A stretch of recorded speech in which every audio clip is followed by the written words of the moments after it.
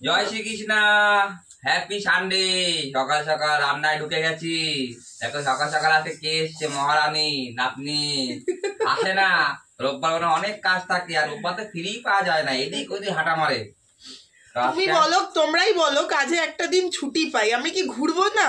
হ্যাঁ, অন্যদিন ঘুরতে পারে না, রোববারটাই কাজ বাদ দিয়ে আমি ঘুরবো? যাই হোক, দেখো সকাল সকাল রান্না করছি, বিশেষ কিছু না। আমি তো রোববার হলে মূলো শাকের প্রতি খুব আকৃষ্ট। এখন মূলো শাক, এই যে মূলো শাক বেগুন দিয়ে করছি, আর এদিকে পার্শে মাছ ইট হয়ে রয়েছে বরফে, ছাড়াতে পারছি না। ঘুম থেকে উঠলো 10টার সময় বন্ধুরা, তা করবে কোথা থেকে?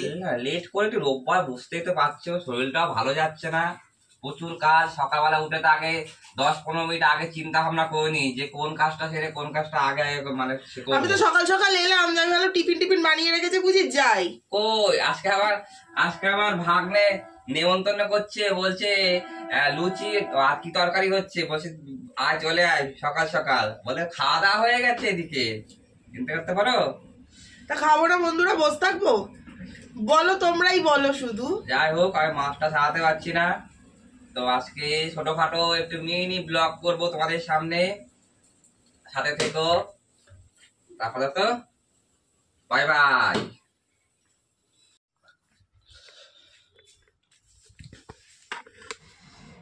তো রবিবারে কাজকর্ম কমপ্লিট, রান্না বান্না কমপ্লিট, এখন খেতে বসছি।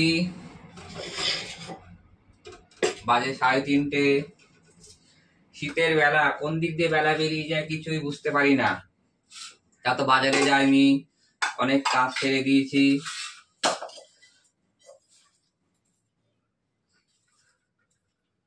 আশা করি সবাই খাওয়া দাওয়া হয়ে গেছে, আবার অনেকেরই হয় না। রবিবারে যাদের যাদের সারা সপ্তাহে কাজ থাকে, রোববারে যারা সমস্ত কাজকর্ম করে ওদের তো লেট হবেই, কিন্তু আমার তো সবকিছু একা হাতে, ওই জন্য সমস্ত কিছু করে আমার 3:30-4টে বেজেই যায়।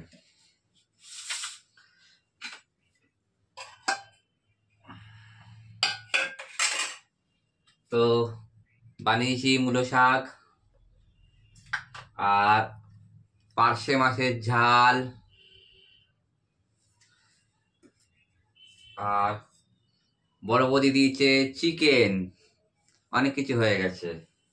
এত পদ্ধতিতে খেতে পারবো না, চিকেনটা অল্প একটু খাবো 1 পিস, আর শাক দিয়ে মাছ দিয়ে খাবো, আর বাকিটা রাতে রুটি বানিয়ে খাবো।